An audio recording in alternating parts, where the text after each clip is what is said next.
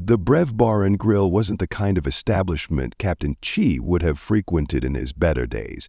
The lighting was too harsh, the air too dry, and worst of all, they stored their Syraxian brandy at room temperature like savages. But then again, what could one expect from a human colony world? Chi's 4 tentacles curled around his glass as he studied the amber liquid within. One of his eyes monitored the entrance while the other 3 remained fixed on his drink, a habit from his merchant captain days that refused to die, even now that he had nothing left to protect. "Another?" he growled at the bartender, his translator struggling to maintain clarity through his slurred speech.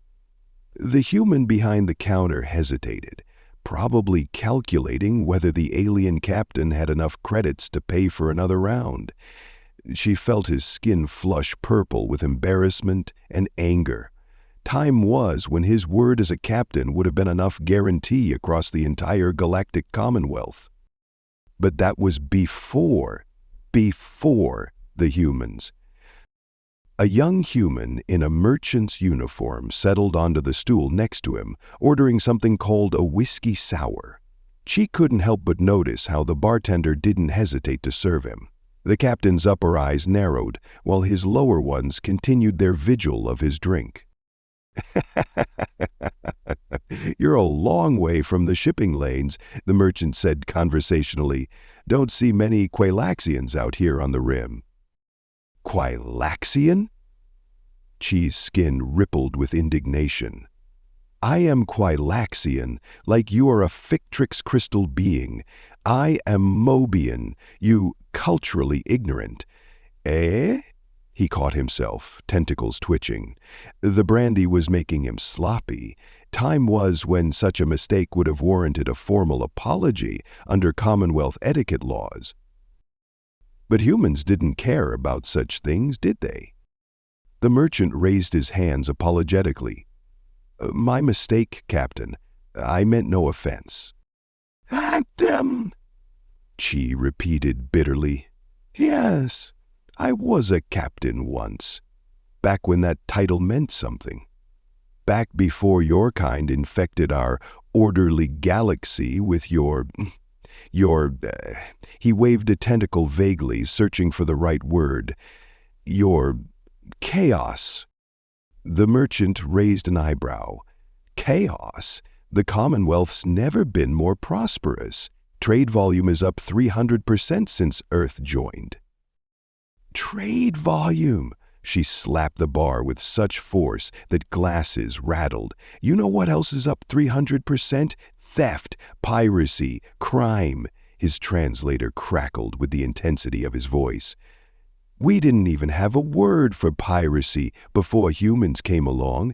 Did you know that? Not one species in the entire Commonwealth had ever conceived of simply taking another's vessel by force."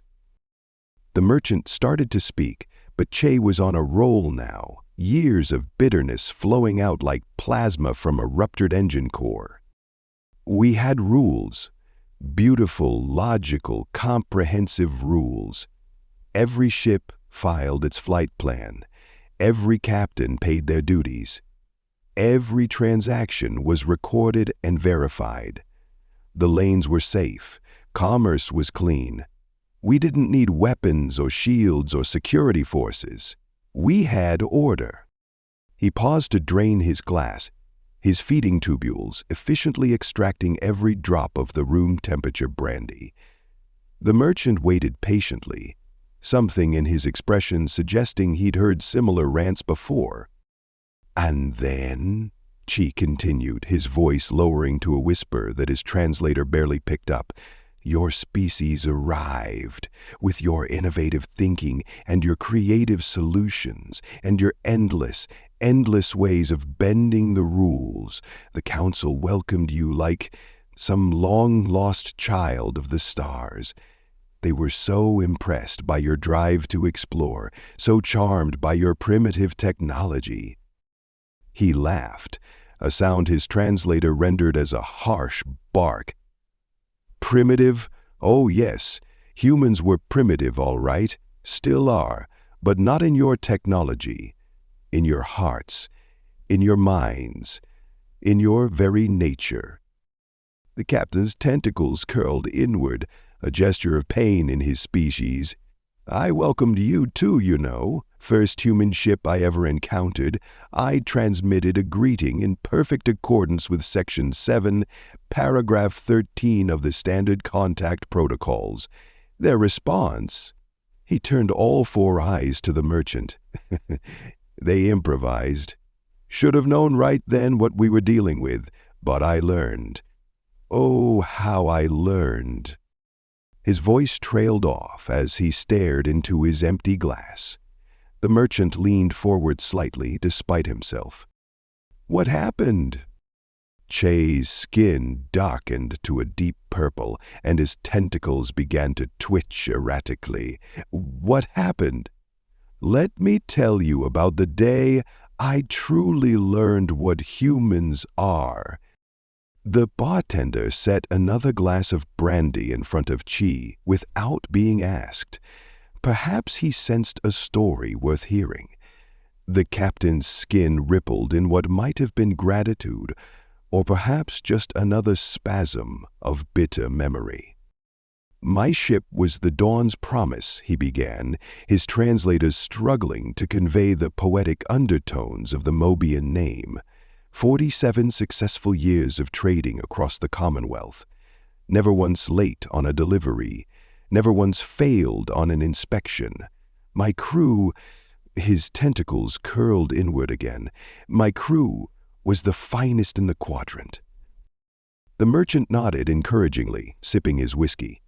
Around them, the bar's other patrons continued their conversations, oblivious to the tragedy about to be recounted. "We were 3 days out from the Perseid colony, running medical supplies. Routine route, routine cargo, everything filed and approved according to Section 12 of the Commerce Code." Chi's upper eyes closed, as if viewing the scene on their inner surfaces. "That's when we spotted the distress beacon." He took a long drink, his feeding tubules trembling slightly. A small ship, running minimal power, human design, their distress signal claimed their drive had failed. A bitter laugh escaped him. "Of course we stopped. It wasn't just Commonwealth law requiring aid to stranded vessels, it was the right thing to do, the civilized thing to do." The merchant's expression darkened slightly, as if he could guess where this was heading. "I ordered a full stop, just like the regulations specified. Transmitted our credentials and offer of assistance perfectly formatted. Everything by the book." Chi's skin had taken on a mottled pattern, stress indicators playing across its surface. They responded with thanks, said they just needed some parts, asked if they could dock for the transfer. He stared into his glass, all four eyes focused on the liquid as if it might somehow show a different past. The moment their breached their airlock sealed with ours, everything changed. They breached the lock with plasma cutters. 15 humans in powered armor came through, weapons ready, and they were laughing. His tentacles coiled tight against his body. "Who laughs during a crime?" The merchant stayed silent, letting the captain tell his tale. "They had these magnetic grapples, tied up my crew before we could even think about reaching the emergency protocols. Their leader, he..." Chi's translator crackled with distortion.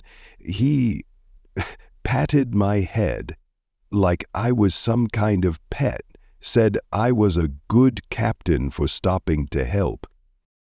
They took everything, the medical supplies, the ship's currency reserves, even the crew's personal effects, but that wasn't enough for them. No, they had to take the Dawn's Promise herself." His voice dropped to a whisper. "Do you know what it's like to watch pirates tear out your ship's registry core? To see them repaint her hull right in front of you?" The brandy in his glass rippled as his tentacles trembled with rage or grief, perhaps both. "They left us on an abandoned mining outpost. XO 249, nothing but emergency rations and a basic distress beacon. Said we should be thankful they were nice pirates. He spat the word nice as if it were poison. 15 cycles we waited there. 15 cycles in a habitat designed for Mobian physiology.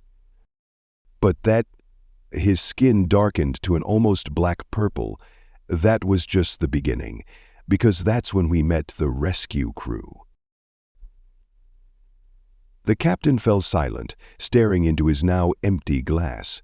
The merchant gestured to the bartender for another round. "What happened with the rescue crew?" he asked quietly. Chee's tentacles writhed in agitation. "Oh, you want to hear about that? About how your species can make even a rescue into a crime? Very well." He wrapped a tentacle around the fresh glass of brandy. "Let me tell you about human kindness." The B-Bar and Grill had grown quieter as the night cycle progressed, but Captain Chi seemed not to notice. His mottled purple skin had taken on a sickly gray undertone as he began the next chapter of his story. The rescue ship called itself the Good Samaritan? Chi's translator crackled with bitter irony. I learned later that name comes from some human parable about helping strangers. The greatest joke in the galaxy, that name. He adjusted his position on the bar stool, all 4 tentacles moving in an unconscious pattern that suggested deep discomfort. They responded to our distress beacon after 15 cycles. 15 cycles of recycled air that wasn't meant for Mobian lungs. 15 cycles of watching my crew's spirit break piece by piece. His upper eyes closed briefly. When that ship appeared on our sensors, we celebrated, actually celebrated, as if we hadn't learned our lesson about humans and their vessels. The merchant shifted in his seat. Surely not all rescue ships. The captain, Chi continued, as if he hadn't heard, was a human female called Morgan Beard. She seemed so concerned when she saw our condition. Ordered her medical officer to check everyone immediately. Gave us real food, clean water, proper atmospheric settings. Ha! His tentacles curled inward. She even apologized that it took so long to find us. He took another drink, his feeding tubules working mechanically. 3 days into our journey to the nearest Commonwealth station, she called me to her office. Very professional, very proper. Had a datapad all ready, with numbers and calculations. His skin rippled with remembered shock. That's when she presented me with the bill. "The bill?" the merchant asked, though his tone suggested he already knew what was coming. Rescue services, she called it, emergency medical treatment, food and water consumption, atmospheric adjustments, use of crew quarters. I even had the audacity to include fuel calculations for the detour to pick us up. She's a translator, smiled to keep up with her mandatory agitations. His tentacles wrapped tightly around his glass. According to her, after the first 24 hours, we were no longer in immediate danger. Everything after that was, as she put it, premium optional services. She even had the documentation to prove it, all perfectly filed with the Commerce Authority. The total came to every credit I had, every investment, every savings account, every retirement fund. When I refused, she smiled again, reminded me that we were still 3 days from the nearest station and life support settings were very expensive to maintain. The merchant's face had gone pale. She wouldn't she? Chi's skin had darkened to almost black.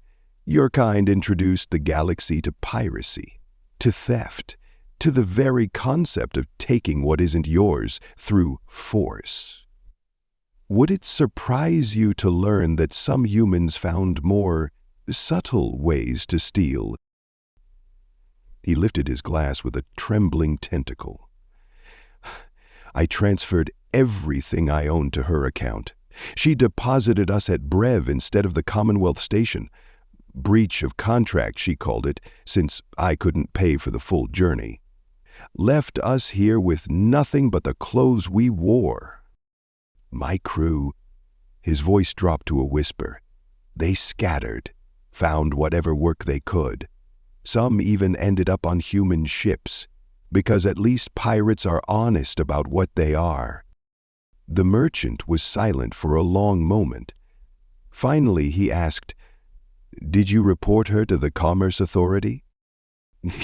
Chi's laugh was harsh enough to make his translators squeal with feedback. "Oh, I tried. You know what they told me? All her paperwork was in order, every form filed correctly, every regulation followed to the letter." His tentacles waved in agitation. "She found a way to make theft legal, just like all humans do, one way or another." He turned all four eyes to the merchant. "That's when I finally understood what your species truly is." The merchant's drink sat untouched now, his attention fully captured by the bitter alien captain beside him. Chi's skin had begun shifting through various shades of purple, a sign of intense emotional disturbance in his species. "Peter, after losing everything," Chi continued, his translator struggling with his increasingly slurred speech, "I had nothing but time and questions. How could a species that claimed to be civilized produce so many criminals? Why did the Commonwealth accept them? What made humans so different?" He gestured to the bartender for another drink, though his tentacles were already moving with distinctly uncoordinated motions. "So I studied them, watched them, read their histories, their laws, their culture." His upper eyes narrowed while his lower ones grew wide, a Mobian expression of horrified fascination. "And that's when I discovered the truth. They're all criminals. Every single one." The merchant started to protest, but Chi waved him to silence with a forceful tentacle. "Oh, they don't call it crime. They're clever humans, so very clever. They have other words for it, better words, prettier words." He leaned forward unsteadily. "Tell me, merchant, have you ever bent the rules?" The human's slight shift in posture was answer enough. "Ha! See? You know exactly what I mean. In any other species, that would be called breaking the law. But humans?" Chi's laugh made his translator crackle. "Humans bend rules. They find loopholes. They think outside the box. They get creative with regulations." His tentacles moved in an agitated pattern as he continued. "I watched human children in the streets here, playing games. When they don't like a rule, they change it. Right in the middle of playing, no Mobian child would even conceive of such a thing. Rules are rules." The captain's voice dropped to a conspiratorial whisper. "Did you know humans have something called speed limits on their roads? Numbers clearly posted stating the maximum allowed velocity. And do you know what every human does? They exceed them. Every single one. They have an unspoken agreement that it's acceptable to go faster than the law allows. They even build devices to warn each other about law enforcement." He wrapped a tentacle around his fresh drink. "Then there's what they call tax avoidance. Not tax evasion. Oh no, that would be illegal. But avoidance. Perfectly acceptable. They hire experts whose entire profession is finding ways to not pay what they owe to their government. In any civilized species, such behavior would be unthinkable." But it doesn't stop there, oh no. Chi's skin had taken on a feverish sheen. They download entertainment without paying for it. They cross streets where crossing isn't permitted, they lie about their age to access restricted content, they use their friends' accounts to watch videos, they take office supplies home from work, they keep quiet when they're given too much change. His tentacles were practically writhing now. Every human, every day, commits dozens of small crimes, but they don't see them as crimes because they've normalized breaking the law. They've made it culture. They celebrate it in their entertainment. Their heroes are all rule breakers, law benders, people who do what needs to be done regardless of legality.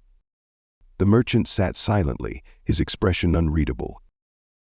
And now, Chi's voice trembled, now they're infecting other species with their chaos. Last cycle, I saw a young Flaxian using a fraudulent ID to enter a humans-only club, a Flaxian, the most law-abiding species in the Commonwealth, but he'd learned from humans that rules are meant to be broken. The captain's four eyes focused on the merchant with surprising intensity, given his inebriated state. You want to know the worst part? The truly terrifying part? Humans have made their criminality so sophisticated, so normalized, so acceptable that we can't stop it. We can't even fight it. They're not just breaking the law anymore, they're changing what law means. His tentacles drooped suddenly, all the energy seeming to drain from them.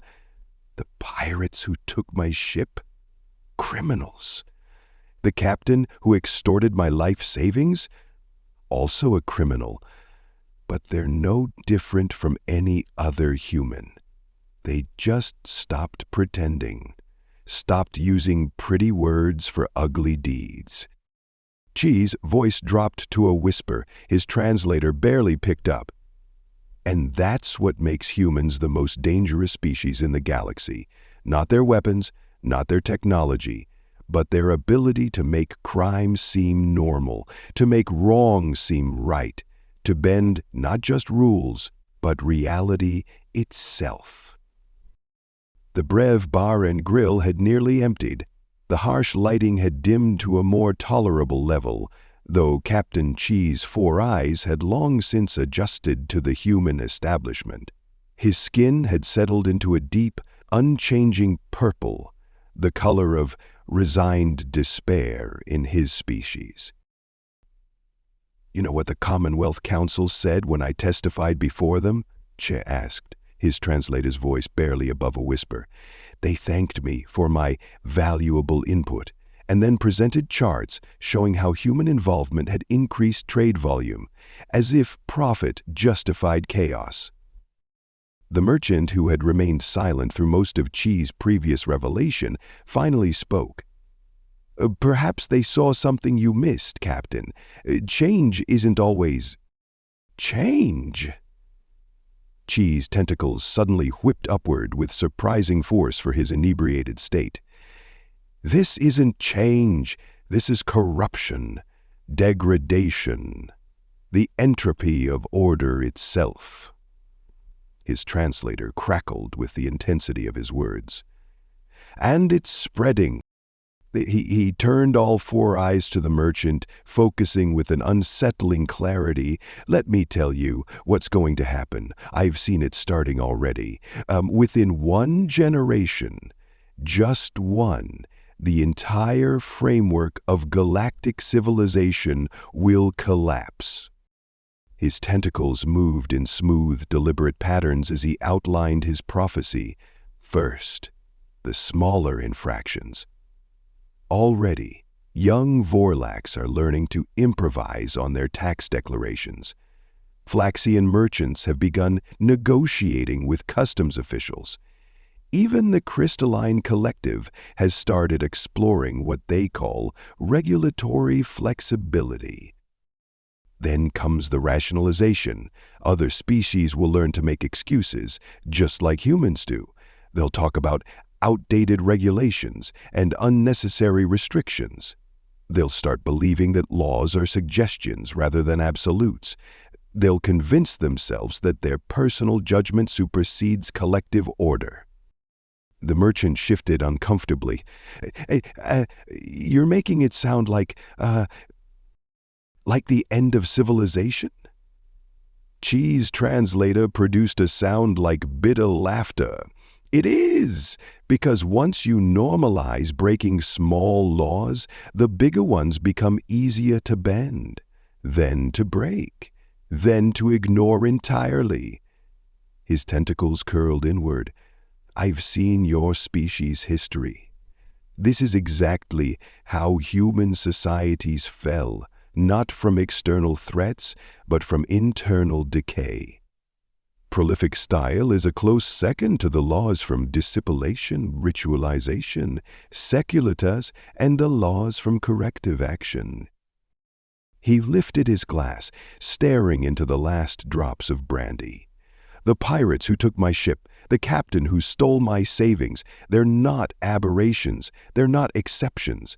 They're the logical conclusion of human thinking. They're what happens when you take your species' casual disregard for law to its natural end. Cheese skin rippled with dark patterns. And the truly terrifying part? The part that keeps all four of my eyes open during sleep cycles? We can't stop it. Your species has made criminal behavior so sophisticated, so reasonable, so acceptable, that we can't even fight it anymore. How do you combat something that doesn't even recognize itself as wrong? The merchant started to reach out, perhaps to offer comfort, but stopped when he saw Cheese's tentacles recoil. You want my advice? The captain's voice had taken on a deadly serious tone, even through his drunken slur. Never trust a human smile. Never believe their promises. And most importantly, he leaned forward, his voice dropping to a whisper. Never, ever think you can beat them at their own game, because they've been bending rules since before they left their own atmosphere. It's in their DNA. It's what they are. With that, Captain Cheese slumped forward, his tentacles going limp against the bar. His breathing took on the rhythmic pattern of the deeply unconscious, or perhaps the deeply drunk. The merchant sat for a long moment, staring at the fallen captain. Then he carefully placed a credit chip on the bar, paying for both his drinks and Cheese. As he stood to leave, he paused, looking back at the unconscious alien. You're right about one thing, Captain, he murmured, though Chi couldn't hear him. We are very good at bending rules. That's why I just broke another one. Paying for a stranger's drinks is against company policy. With that, he turned and walked out into the artificial night of the human colony, leaving Captain Cheed to his troubled dreams of a galaxy where rules still meant something and order still prevailed. Thank you so much for listening to this story. I hope you enjoyed it a lot. If you did, please be sure to give it a like. Feel free to comment and share this story too. It helps the channel grow. Let's make this channel huge together.